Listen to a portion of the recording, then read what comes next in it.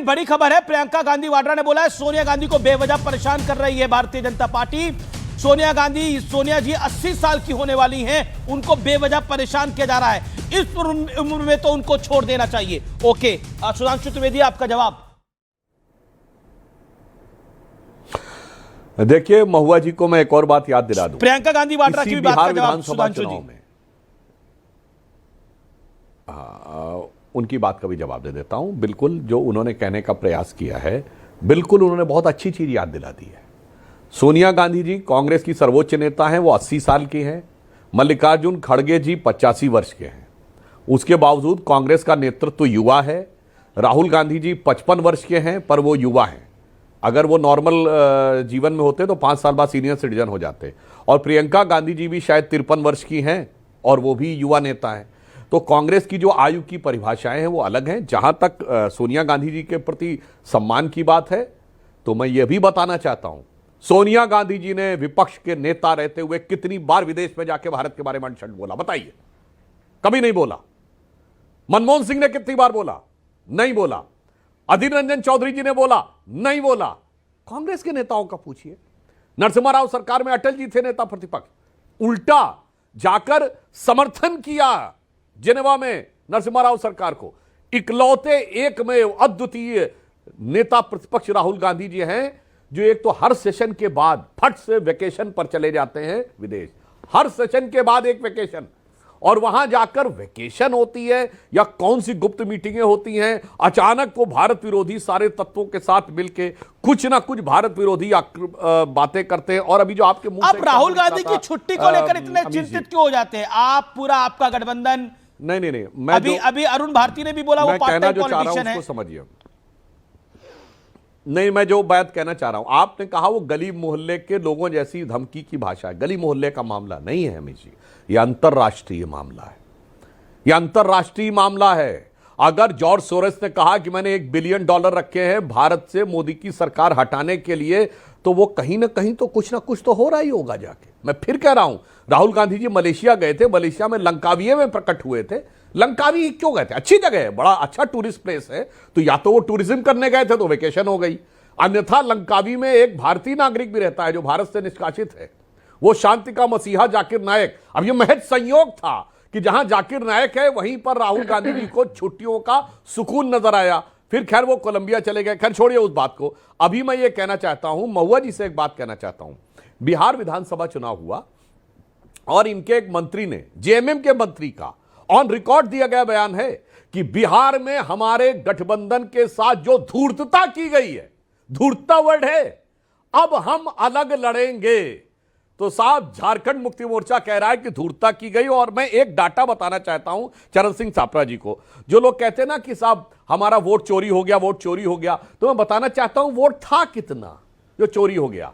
बिहार के पिछले 35 साल के मैं चुनाव का डाटा आपको बताता हूं। 1990 का बिहार विधानसभा चुनाव, कांग्रेस को 24% वोट मिला, 71 सीटें केवल जीती, 103 पे जमानत जब्त हुई।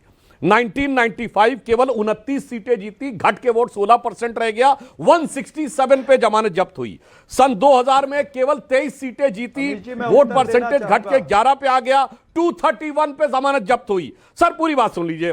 2010 में 4 सीटें जीती, 8% पे वोट आ गया, 216 पे जमानत जब्त हुई। 2015 में लड़े ही बहुत कम, केवल 41 सीटें लड़े, वोट परसेंटेज 6.6, सीटें आई 27। 2020 में केवल 70 लड़े और 9 पॉइंट कुछ वोट के साथ। जी भैया ये बताओ, 1990 से यहां तक ये वोट कहां जा रहा था? अरे वोट था क्या जो चोरी हो गया? मतलब एक लाइन में कहूं, फटक चंद गिरधारी, ना लुटिया ना थारी, फिर भी लुट गई जागीर हमारी। वाह जी, बड़ा गजब है भाई। था क्या आपके पास? आपके पास था क्या जो लुट गया?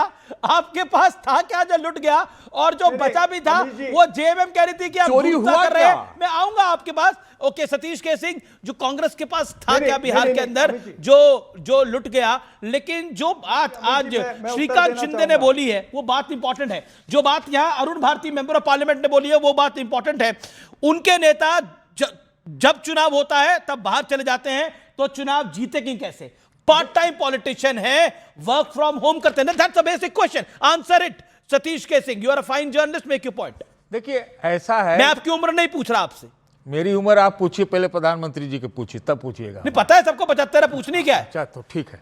नहीं, आप अपनी बताई दीजिए जब आपने बोला ही है। मेरा तो आप राहुल गांधी से युवा है?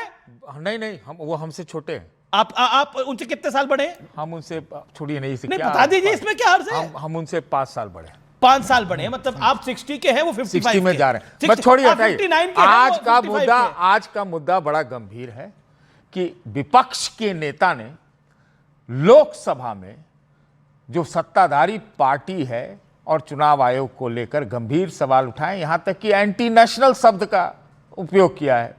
अब दुरुपयोग है या जो भी है, आज तक तो भारतीय जनता पार्टी इनको एंटी नेशनल कहती थी, राहुल गांधी को। लेकिन जो 4 चीजें उन्होंने कही है, अरे आज के डेट में ऐसा है कि चुनाव आयोग कुछ अच्छा भी काम कर रहा होगा ना, भारतीय जनता पार्टी ने ऐसा एक तरह का बना दिया स्थिति को कि आज विश्वसनीयता पर बहुत खतरा पैदा हो गया है। बात सही है कि दिसंबर 23 में क्यों बदला गया, मतलब क्या कहते हैं, वो कानून क्यों बदला गया कि भाई चुनाव आयोग पर कुछ नहीं होगा, चुनाव आयोग पे फिर क्यों है 45 दिन का ये लिमिट, जो कोर्ट से आदेश आया उसके बाद ऐसा हुआ, जो नियुक्ति प्रक्रिया है वो ऐसा है। तो ये तो आज कह रहे हैं, तो इसका जवाब देना चाहिए ना। बाकी बिहार में क्या हुआ, बिहार में तो ये भी हुआ। आपका सतीश जी एक मिनट सुन लीजिए। आप बिहार में तो ये भी हुआ ना, अरुण भारती जी से पूछे ना कि जिस समय लाइन में वोट में लगने लगे लोग, उस समय भी 10-10 हजार आए। ये भी कोई वोट कराने का तरीका है क्या? अच्छा, एक बात ये नहीं है तरीका। तमाम कमियों के बावजूद कांग्रेस पार्टी, तमाम कमियां हैं, बढ़िया बता रहे थे सुधांशु जी की, ऐसे ऐसे सीट घटता गया। अब तो ये स्थिति आ जाएगी ना, तो ऐसे में तो जब विश्वसनीयता, आप जवाब दे दीजिए और 400 सीट ले आइए, विश्वसनीयता से लाइए। अच्छा ठीक है, अरुण भारती आपसे सवाल पूछा गया है, जवाब 10-10 हजार। आप बार बार इलेक्शन कमिश्नर्स की बात कर रहे हैं, तो मुझे एक बात बताएंगे कि पूर्व सीईसी वीएस रमा देवी को रिटायरमेंट के बाद गवर्नर बनाया था या नहीं बनाया? बनाया था। अच्छा, पूर्व सीईसी रमा देवी को गवर्नर बनाया। आप ये मान रहे हैं कि आज जो हो रहा है सही हो रहा है? नहीं, मैं पूछ रहा हूं, अभी को बनाया है क्या? अभी कोई बनाया है क्या? एक एग्जांपल बताइए सतीश जी। मैं आपको पूछ रहा हूं, पहले आप आरोप लगा रहे हैं सतीश जी, तो जवाब देना पड़ेगा। आरोप नहीं लगा रहा हूं, आप आरोप लगा रहे हैं। आपने बोला कॉम्प्रोमाइज है इलेक्शन कमिश्नर। मैंने ये नहीं कहा। क्वेश्चन मार्क खड़ा करा आपने। के नेता ने कई सबूत दिए, ऐसा क्या सबूत दिया? क्या सबूत दिया? लोकसभा में दावा किया इस राइट। आप बताइए ना, आपको अगर आप जर्नलिस्ट है बताइए ना। अब जर्नलिस्ट ही ब्राजीलियन महिला के बारे में कुछ पता है? नहीं, एक सेकंड, चुनाव आयोग ने बताया आपको? सवाल पूछ रहा हूं सतीश के सिंह। नहीं, आप बताइए, देना पड़ेगा ना। मैं तो ब्राजीलियन महिला के बारे में आपको जरूर जवाब दूंगा और दिलवाऊंगा, लेकिन मैं बताता हूं इस देश के अंदर कैसे लोकतंत्र के अंदर होता था, वो इस देश को जानना चाहिए। रमा देवी की बात सतीश जी ने यहां मानी। अब आपको मैं दूसरा एग्जांपल बताता हूं, टीएन सेशन बताता हूं। टीएन सेशन रिटायरमेंट के बाद चुनाव लड़े, एल के अडवाणी के खिलाफ अहमदाबाद से चुनाव लड़े। उसके बाद पूर्व सीईसी एमएस गिल रिटायर होकर कांग्रेस के मेंबर ऑफ पार्लियामेंट बने, और ये नहीं, कैबिनेट मिनिस्टर बने।